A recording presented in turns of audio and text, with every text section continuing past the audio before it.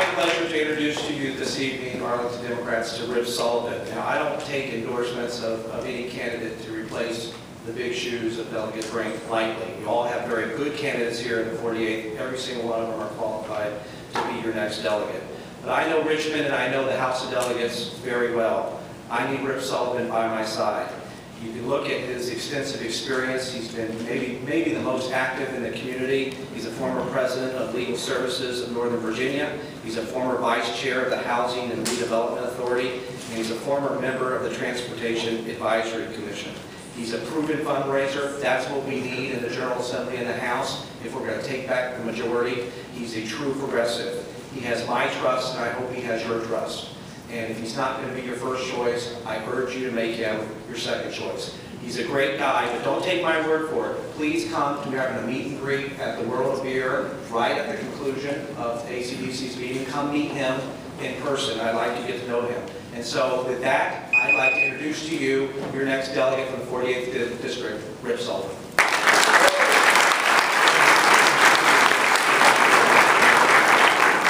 Good evening, Arlington Democrats. First, I want to thank Patrick for that very kind introduction. You know, when Don is done with that seat, if you're not President of the United States yet, you're going to make a heck of a congressman. I want to thank Kip for organizing this and for inviting us all here this evening, and Kip and Greg Brandon for putting together this firehouse primary on Sunday, which we all know really should be called a fire drill primary. It's really been a remarkable week. I frankly think a lot of candidates out there in some way would be a little jealous of this situation because it's going so fast. In fact, I told my wife it's going to be a little bit like a cold shower. It's not going to be any fun, but it's going to be over quickly. I also will join what I expect will be a chorus of my colleagues from the dais here who will commit to making one of our very first efforts in Richmond, changing the law that makes us do this. Let me begin by addressing what you might call the elephant in the room, my home address. I live in McLean. You know, I didn't think of Bob as an Arlington delegate. I thought of him as my delegate, our delegate, the 48th District's delegate. The 48th is a district with 2 jurisdictions and a variety of wonderfully diverse communities and neighborhoods. Last I looked, all of those communities and neighborhoods, stretching from McLean to Crystal City, all of the citizens shared, for instance, a love of this planet and a concern about the threat that global warming has to this planet. They share the concern about their kids' education, about overcrowding, about over-testing, about making sure we have the best teachers, making the best wages. They share the concern about gun violence. They share concerns about their neighbors who may need housing, about their neighbors who may need mental health help, or who may need health care. You know, I'm reminded of a case I tried. I hope this doesn't lose me too many votes, but I'm a lawyer. I'm reminded of a case I tried out in Winchester, Virginia, really not very far away. The other lawyer got up in front of the jury and he pointed at me. He tried to make the case about me. He said, "This lawyer from over the mountain is trying to sell you a bill of goods."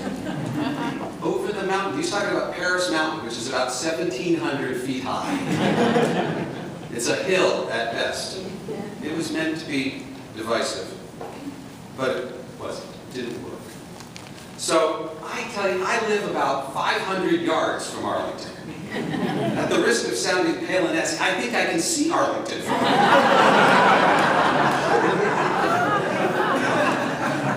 I have lived here for 40 years. We are one. I have spent my career involved in issues that are important to Democrats, or at least all the Democrats I know. Access to justice, ending homelessness and providing protections in affordable housing, protecting the right to vote, fighting the voter suppression efforts we see from the other side, protecting open space and wetlands, education issues, transportation issues, and I pledge here tonight to oppose widening Route 66. Now, you're going to see 6 great resumes up here. I want you to dig deep into my resume for this next piece. You know, when I was a young man, or at least a younger man, I did not know at the time that I was helping to change the skyline of Washington, D.C. You can see from the 48th District down in Roslyn, a new building down in Washington. It's that one with that beautiful new roof that looks like the wings of a dove across the street from the Lincoln Memorial.